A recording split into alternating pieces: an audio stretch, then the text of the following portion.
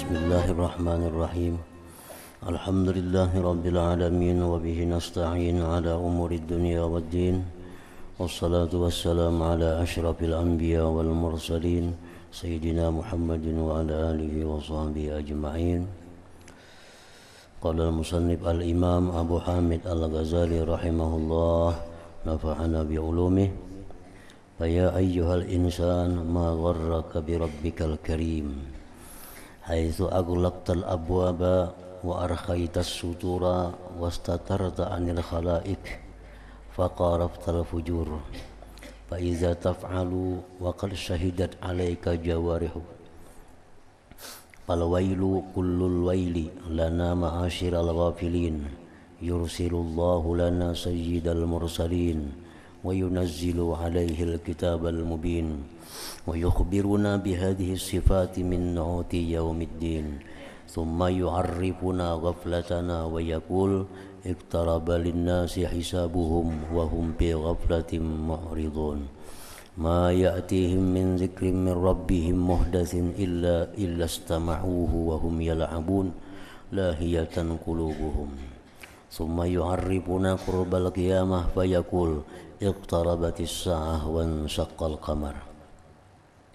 إنهم يرونه بعيدا ونراه قريبا وما يدرك لعل الساعة تكون قريبا ثم يكون أحسن أحوالنا أن نتخذ دراسة هذا القرآن عملا ولا نتدبر معانيه ولا ننظر بكثرة أصناف هذا اليوم وأسامه ولنستعد للتخلص من دواهيه فنعوذ بالله من هذه الغفلة إن لم يداركنا الله بواسع رحمته ila akhirih. Makna perkataan Imam Al-Ghazali rahimahullah wa nafa'ana bi ulumihi. Wahai manusia, apakah yang menipumu? Apakah yang menipumu dengan Tuhanmu yang Maha Pemurah? Artinya bahwa manusia seringkali atau banyak yang tertipu dengan Allah Subhanahu wa ta'ala. Tertipu dengan Allah itu adalah orang-orang yang hanya melihat kemurahan Allah, tapi dia kadang melihat tentang keadilan Allah. Orang-orang yang hanya melihat bahwa Allah itu pemaaf, pengampun, tetapi dia kadang melihat bahwa Allah itu pula maha menyiksa dan maha menghitung. Nah, jadi banyak manusia tertipu dengan Tuhannya. Sebagaimana orang-orang yang berhati-hati dari tipu terhadap Allah itu Abu Bakar Siddiq, Umar bin Khattab, dan sahabat yang 10 dijamin ke surga, Sayyidina Utsman, Sayyidina Ali, Talhah bin Zubair, Talhah bin Ubaidillah, Zubair bin Awam, Abdurrahman bin Auf, dan lainnya. Mereka itu disebut oleh Rasulullah sallallahu alaihi wasallam min ahlil jannah. Artinya masih hidup lagi. Sudah disebut oleh Nabi mereka itu adalah ahli surga. Nah, tapi mereka itu kada tertipu dengan jaminan itu. Kada tertipu. Kalau misalnya sudah mendengar Nabi menyebutkan bahwa ini orang ahli surga, ini ahli surga, lalu jadi malas beribadah karena sudah ada jaminan Nabi. Nah, mereka itu kada tertipu. Justru sebaliknya, begitu mereka mendengar Rasulullah menyatakan bahwa 10 orang itu ahli surga, mereka tambah rajin ibadah kepada Allah, tambah takut kepada Allah, lebih takut dari sebelum ada jaminan. Ditanya kepada mereka, kenapa demikian? Dulu sebelum kada dijamin ke surga, artinya beribadah wajar. Begitu ada jaminan masuk surga, tambah rajin beribadah. Ini menunjukkan mereka kada tertipu. Nah, mereka menjawab, Nah, mereka menjawab bahwa benar ada jaminan dari Rasulullah, dan Rasulullah itu tidak bertutur kata melainkan wahyu Allah. Jaminan Rasulullah berarti jaminan Allah. Kalau Rasulullah menjamin ini ahli surga, itu berarti dari Allah, bukan mengarang seorang nabi kada. Nah, mendengar jaminan itu mereka tambah semangat beribadah, tambah rajin. Karena ujar mereka, khawatir mereka itu kalau jaminan itu ada syaratnya, dan syaratnya kada disebutkan oleh Rasulullah. Bisa terjadi bahwa Abu Bakar fil jannah, Abu Bakar ahli surga, Umar ahli surga, Umar Utsman ahli surga, Ali ahli surga, 10 orang. Nabi hanya menyebutkan itu. Mungkin ujar mereka Nabi kadang menyebutkan syaratnya. Nah, kadang menyebutkan syaratnya. Mungkin ada di belakang syarat-syarat nang kada kami ketahui. Nah, oleh karena kami kada tahu syarat-syarat yang kami ketahui itu, lalu kami kada lemah untuk beribadah kepada Allah, walaupun dijamin. Karena jaminan itu jaminan tanpa ada disebutkan syaratnya. Barangkali ada bersyarat. Barangkali Abu Bakar ahli surga jikalau dia rajin beribadah, jikalau dia takwa, jikalau dia ini. Nah, Nabi kadang menyebutkan jikalau-jikalaunya. Cuma Nabi menyebutkan Abu Bakar ahli surga. Nah, itu yang mereka khawatirkan. Sehingga walaupun ada jaminan dari Nabi ke surga, tetap mereka khawatir, tetap mereka takut kepada Allah. Takut kepada Allah. Nah, karena banyak dalam bahasa yang demikian itu. Artinya kemudahan-kemudahan, tapi ternyata ada syarat-syaratnya. Ada syarat-syaratnya. Ini harga barang 10 juta. Padahal itu barang harganya 50 juta. Tapi spanduknya 10 juta. Nah, banyak orang terperdaya mencari ke toko, adakah barang itu? Ada yang 10 juta, cuma barangnya sudah habis kredit lagi. Nah, ada yang tinggal yang 50 juta. Nah, itu kan syaratnya kada disebutkan. Kisahnya sebujurnya kada disebutkan. Atau ini barang 10 juta, coba barangnya pakaian 3 tahun. Nah, orang puga tetap 50 juta harganya. Bisa juga demikian. Nah, orang misal umrah misalnya, biaya umrah 20 juta. Kada disebutkan syaratnya, lalu mendaftar umrah karena murah 20 juta. Oh, sekalinya sampai di kantornya situ nang 20 juta tahun dudi berangkatnya, duitnya bayar dahulu. Nah, kamarnya jauh pada masjid dan sebagainya. Nah, itunya kada disebutkan. Cuma disebutkan ada harganya. Nah, seperti itu Abu Bakar ahli surga. Tapi amun ini. Nah, itu kada disebutkan. Nah, oleh karena itu ujar mereka, jaminan itu kada melemahkan mereka untuk beribadah. Walaupun sudah dijamin Rasulullah mereka ahli surga, tetap mereka tambah rajin beribadah karena mereka khawatir kalau ada syarat-syarat yang kada disebutkan oleh Rasulullah sallallahu alaihi wasallam. Itu menunjukkan bahwa mereka kada terperdaya ngarannya. Kalau yang terperdaya kayak apa? Rajin beribadah. Begitu ada jaminan ikam ahli surga, malah saya lagi beribadah kuliah lagi, sudah dijamin juga ke surga. Nah, ini orang yang terperdaya ngarannya. Nah, itulah orang yang terperdaya dengan Allah. Artinya orang yang hanya memandang Allah itu pengasih, penyayang, pemaaf, pengampun, penyantun. Kadang memandang sifat-sifat Allah yang lainnya, bahwa Allah itu di samping pemaaf tapi Allah maha adil. Di samping pengampun, Allah tuh maha menyiksa. Di samping ini, Allah maha menghitung. Nah, kadang memandang yang sebelahnya, sehingga mudah tertipu dengan Allah subhanahu wa ta'ala. Dan ini yang kebanyakan membuat manusia masuk ke dalam neraka itu. Tertipu dengan Allah. Dia mengirakan Allah tuh mudah aja. Kayaknya bila mati, Allah itu kayaknya pemaafkan aja. Allah kena menghitung dengan nyaman. Nah, memandang hanya sifat-sifat Allah yang demikian. Lalu dalam dunia beramal seadanya, melakukan haram. Nyoba anggapan kayaknya diampuni Tuhan aja kena berkat syafaat Nabi. Nah, tertipu dengan yang demikian itu. Apakah yang menipumu dengan Tuhanmu yang Maha Pemurah?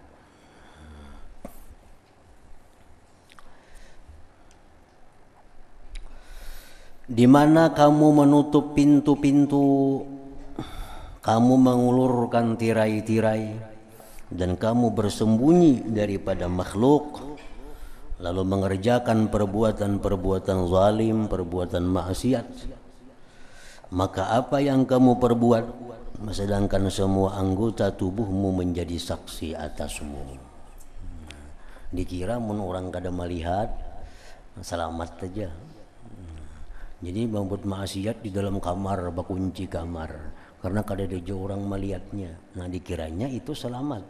Memang itu lebih baik daripada menampakkan maksiat. Kita melakukan maksiat itu secara sembunyi, itu lebih inting dosanya daripada melakukan maksiat di tengah orang banyak.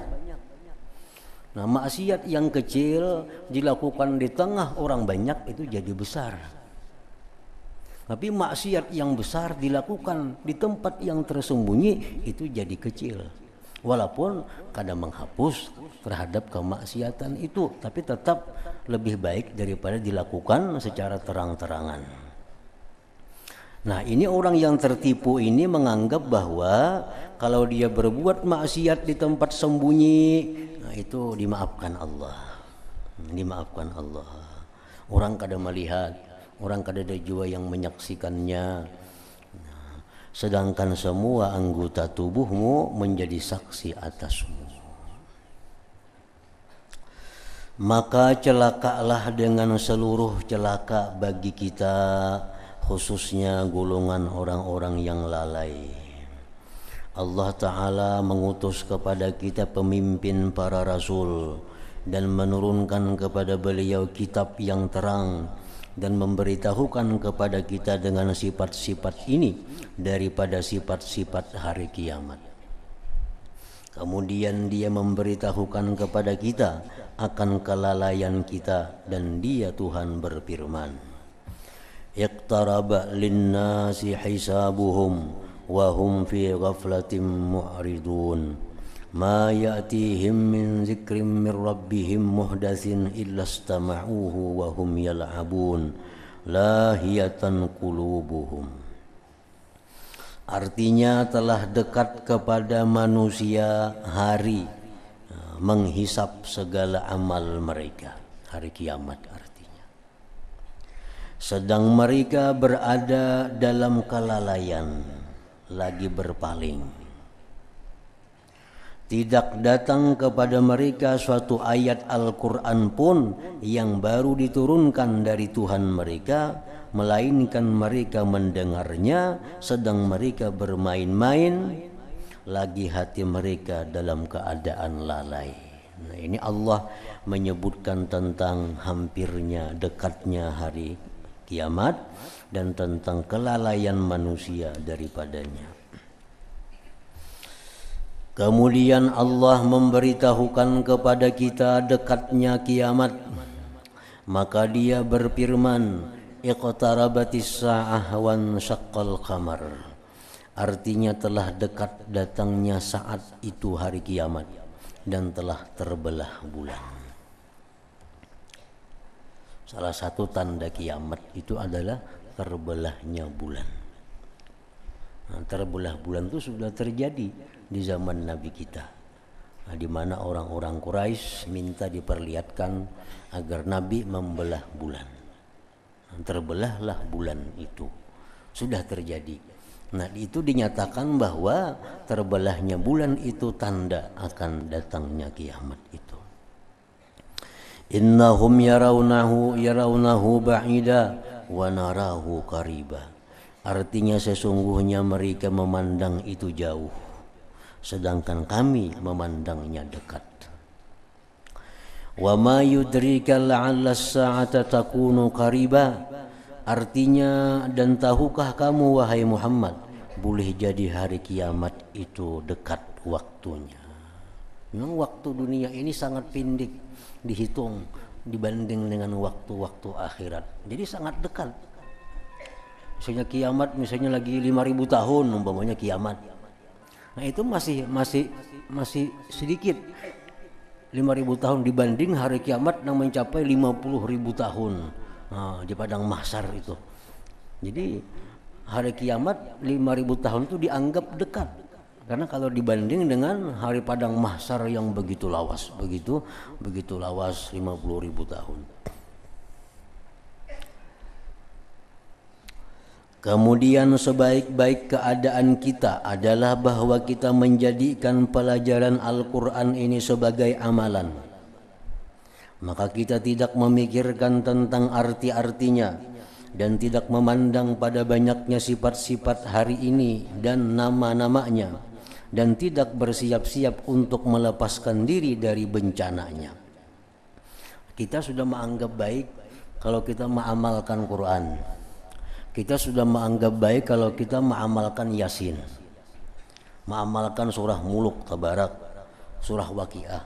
Itu kita sudah menganggap baik nih tuh, tanpa kita memikirkan tentang arti-arti yang kita baca itu. Nah, surah Yasin itu kayak apa artinya? Surah Waqiah kayak apa maknanya? Banyak berbicara tentang hari kiamat itu. Nah kita kadang memikirkan maknanya itu, kita hanya membaca amalan-amalannya dan itu sudah kita anggap baik. Tiap malam baca Yasin, tiap malam baca Waqiah, tapi sebiji-biji kita kada tahu artinya. Nah,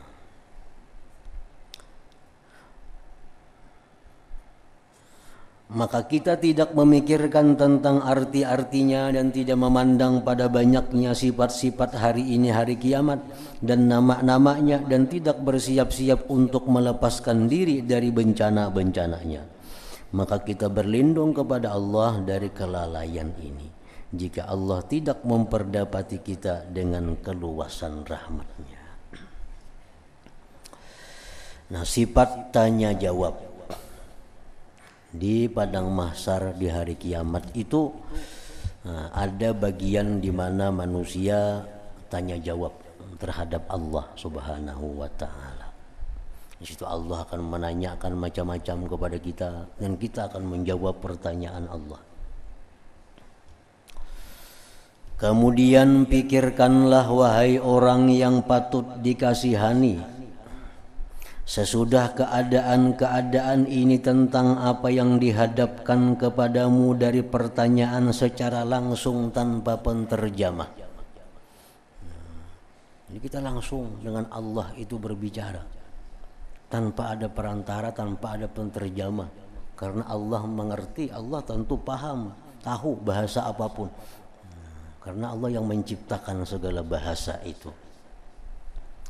Maka kamu akan ditanya tentang yang sedikit dan yang banyak, yang halus dan yang tipis. Maka ketika kamu dalam kesusahan kiamat, masih di padang mahsyar nih, sudah bangkit dari kubur, nah kesusahan kiamat, keringatnya dan yang sangat besar kesulitannya di padang mahsyar itu. Belum ada lagi ketentuan apabila dilaksanakan hisab, belum tahu lagi berita apabila ditimbang amal. Di situ dalam keadaan ketidakjelasan apabila sedangkan huru haranya luar biasa. Nah tiba-tiba malaikat turun dari penjuru-penjuru langit dengan tubuh-tubuh yang besar dan badan-badan yang gemuk, kasar dan keras. Mereka malaikat itu disuruh menangkap dengan ubun-ubun orang-orang yang berdosa ke tempat penghadapan kepada Tuhan yang Maha Perkasa. Jadi malaikat ini menangkapi lewat ubun-ubun kita. Nah, hendak ini timbai ke sana, hendak ini timbai ke sana untuk dihadapkan kepada Allah Subhanahu wa taala. Rasulullah sallallahu alaihi wasallam bersabda, "Inna lillahi azza wa jalla malakan ma baina syafrai ainaihi masiratu mi'ati am." Artinya, sesungguhnya Allah azza wa jalla mempunyai malaikat yang di antara tepi pelupuk matanya adalah perjalanan 100 tahun. kayak apa genalnya itu antara dua matanya nah amun dijalani 100 tahun hanya sampai nah jakanya kada nabi ngisahan gitu bisa kada percaya ada malaikat nang ganalnya luar biasa kita menjalani dari ujung mata ke ujung mata 100 tahun hanya sampai berjalan nah, kayak apa ganalnya malaikat itu.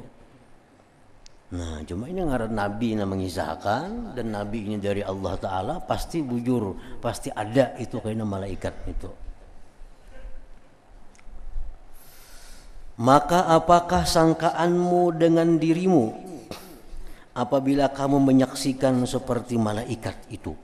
Nah, kada pernah kita membayangkan pun kada kawa kayak apa ganalnya malaikat itu yang diutus kepadamu untuk menangkapmu ke tempat penghadapan kepada Allah Subhanahu wa Ta'ala.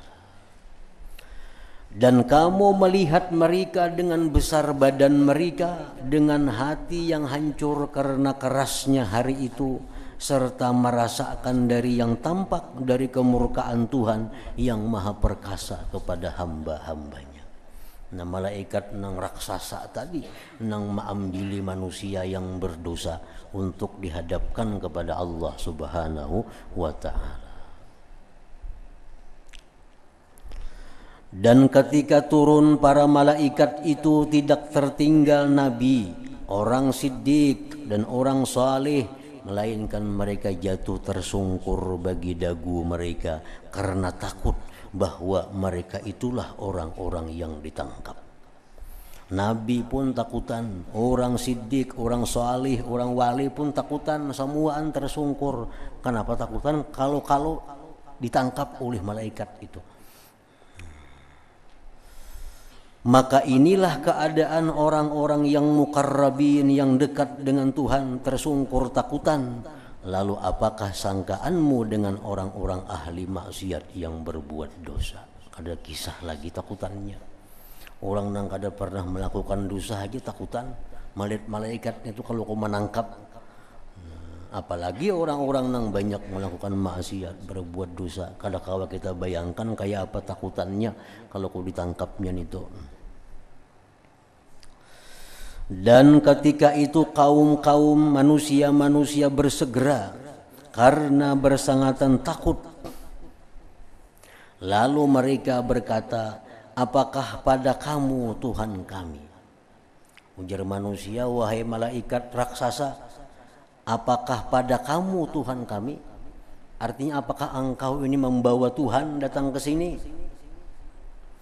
Nah demikian itu karena besarnya badan mereka dan sangat kewibawaan mereka. Sehingga orang padang mahsyar bertanya, wahai malaikat, apakah engkau membawa Tuhan ke tempat ini? Nah dikira membawa Tuhan malaikat yang raksasa ini.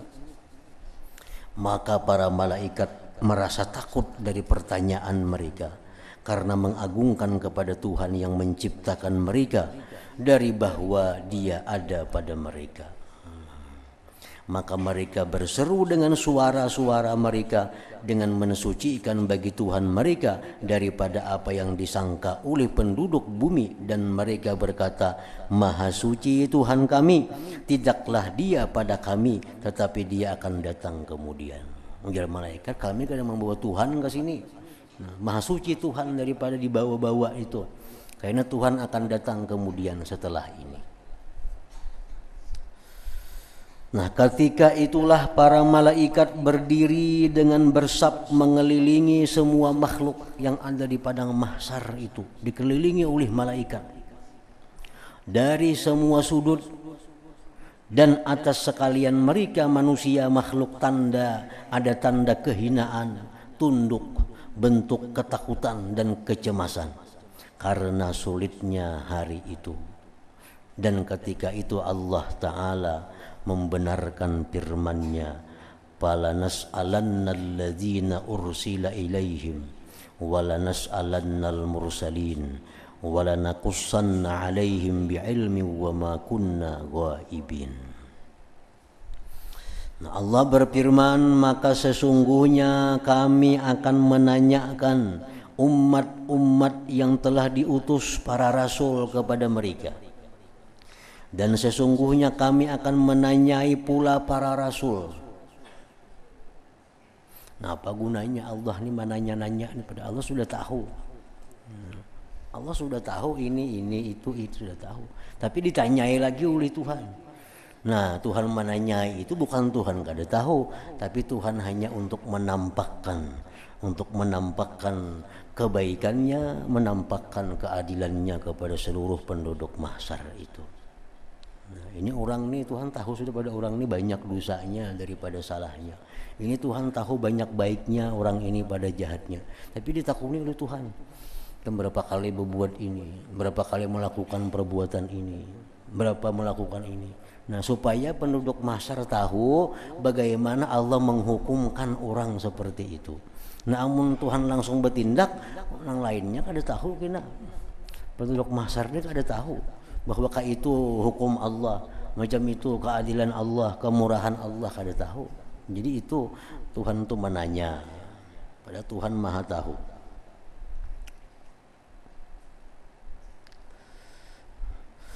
Maka sesungguhnya kami, ujar Tuhan, akan menanyakan umat-umat yang telah diutus para rasul kepada mereka. Dan sesungguhnya kami akan menanyai pula para rasul. Umat Nabi Nuh ditakuni Tuhan. Wahai umat Nabi Nuh, sudahkah Nuh menyampaikan risalah kepada engkau? Pada Tuhan tahu benar sudah itu. Adakah Nabi Nuh menyampaikan bahwa aku Tuhan? Adakah Nabi Nuh menyampaikan bahwa aku ini Maha Esa? Nah, ditakuni umat Nabi Nuh itu. Nabi Nuhnya pun ditakuni juga. Wahai Nuh, apakah sudah kamu sampaikan risalah kepada kaum kamu, umat engkau di bumi itu? Dan sesungguhnya kami akan menanyai pula para rasul. Maka sesungguhnya akan kami kabarkan kepada mereka apa-apa yang telah mereka perbuat. Sedang kami mengetahui dan kami sekali-kali tidak jauh dari mereka. Wa ma kunna ghaibin. Dan firman Allah Ta'ala, fa wa rabbik lanas'alannahum ajma'in amma kanu ya'malun. Artinya, maka demi Tuhanmu kami pasti akan menanyai mereka semua tentang apa yang telah mereka kerjakan dahulu di alam dunia ini. Maka Allah Subhanahu wa Ta'ala memulai pertanyaan itu dengan para nabi. Yauma yajma'ullahu ar-rusula fayaqulu maza ujibtum. Qalu la ilma lana innaka anta 'allamul ghuyub. Artinya, hari di waktu Allah mengumpulkan para rasul. Para rasul dikumpulkan oleh Allah. Ada yang mengatakan jumlahnya 313 orang rasul. Dikumpul rasul-rasul. Lalu Allah bertanya kepada mereka, apa jawaban kaummu terhadap seruan? Nah, ujar Tuhan, wahai Rasul, para Rasul, dulu ikam berdakwah lawan kaum, lawan kelompok umat engkau, apa jawaban mereka? Apa tanggapan mereka? Para Rasul menjawab, tidak ada pengetahuan kami tentang itu. Sesungguhnya engkau yang maha mengetahui perkara yang gaib. Rasulnya begitu ditakuni oleh Allah, kada tahu kami jadi Rasul apa tanggapan mereka tentang dakwah kami. Nah, maka alangkah sulitnya hari di mana akal-akal para nabi kacau. Nah, waktu ditanya itu akal-akal nabi pun jadi kacau, kada ingat lagi. Padahal tahu benar, ingat mestinya tahu benar Nabi begitu menyeru kepada Allah, apa tanggapan umat nih? Berimankah kadakah? Tahu benar, begitu ditanya Allah di akhirat, kada tahu lagi. Nah, daripada dahsyatnya hari itu, akal-akal Nabi pun kacau dan ilmu-ilmu mereka terhapus karena sangat ketakutan haibah. Ketika ditanya mereka, apa jawaban terhadap seruanmu dan kamu diutus kepada para makhluk? Dan mereka dahulu sungguh mengetahui, padahal tahu benar jawabannya ada yang beriman, ada yang kada. Lalu akal-akal mereka bingung, lantas mereka tidak tahu dengan apa mereka menjawab. Maka mereka menjawab karena sangat ketakutan, tidak ada pengetahuan bagi kami, sesungguhnya engkau maha tahu perkara yang gaib. Jadi para rasul ini kadang kau menjawab pertanyaan Allah itu karena ketakutan. Kalau salah sedikit jawaban atau kurang sedikit jawaban, lalu bepada sama sekali kada tahu, diserahkan kepada Allah yang maha tahu. Dan mereka para rasul pada waktu itu benar. Para rasul itu benar bepada kada tahu itu bujur, karena akal pikiran telah terbang dari mereka dan ilmu-ilmu telah terhapus sampai Allah Ta'ala memberi kekuatan kepada mereka. Nah sesudah itu Allah beri para rasul ini kekuatan sehingga bisa tanya jawab dengan Allah Subhanahu wa Ta'ala. Maka Nabi Nuh alaihi salam dipanggil. Sudah diberi Allah kekuatan akalnya, Nabi Nuh dipanggil oleh Allah, lalu dikatakan kepadanya, apakah telah kamu sampaikan? Wahai Nuh, sudahkah ikam menyampaikan yang kusuruh sampaikan itu ya Tuhan? Nabi Nuh menjawab, iya sudah 1000 tahun ya Nabi Nuh hari-hari belum sampaikan lawan umat bahwa tidak ada Tuhan selain Allah. Lalu ditanyakan kepada umatnya, umat Nabi Nuh dipanggil, ditakuni oleh Allah, apakah ia telah menyampaikan kepada kalian? Wahai umat Nabi Nuh, bujurkah Nabi Nuh ini sudah menyampaikan risalah? Bujurkah sudah Nabi Nuh ini sudah mengajak kalian untuk mengesahkan Allah? Mereka menjawab, ujar kaum Nabi Nuh, tidak ada datang kepada kami seorang pemberi peringatan. Ada datang Nabi Nuh lawan kami.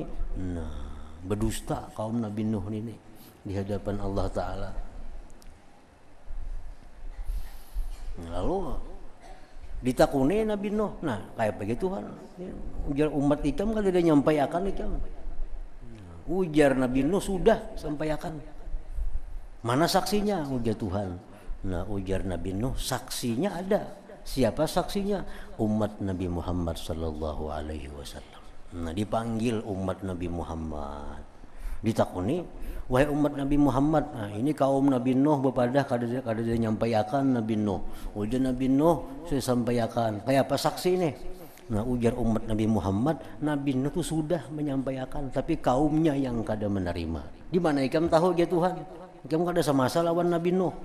Nah, ujar umat Nabi Muhammad, kami membaca dari kitab engkau Al-Quranul Karim. Nah, makanya umat Nabi kita ini syuhada, saksi-saksi oleh para seluruh rasul di akhirat kaina. Umat Nabi Isa kayak itu juga bepada kada disampaikan juga. Nah, lalu ada umat Nabi kita yang datang sebagai saksi karena mereka membaca Quran. Di Quran dijelaskan bahwa Nabi Nuh mengajak kaumnya kepada Allah, Nabi Isa, Nabi Musa mengajak kaumnya kepada Allah. Dan lemahlah akal pikiran dan kaum-kaum manusia-manusia menginginkan dibawa ke neraka dan kejelikan-kejelikan amal mereka tidak didatangkan kepada Tuhan yang Maha Perkasa dan tutupan mereka tidak dibuka kepada khalayak ramai. Artinya macam di sidang nih. Banyak orang yang kada tahu di sidang terbuka untuk umum. Nah, banyak orang situ penghuni mahsyar itu nang hakun langsung masuk ke neraka ya sejangan di sidang. Karena supan mengetahuan orang kan dahulu pernah ini pernah itu nang dalam dunia orang kada tahu. Dan kaum-kaum menginginkan dibawa ke neraka dan kejelikan-kejelikan amal mereka tidak didatangkan kepada Tuhan yang Maha Perkasa dan tutupan mereka tidak dibuka kecuali kepada khalayak ramai. Yang bertawar dia sudah langsung aja ke neraka asal jangan disidang. Nah, daripada malunya.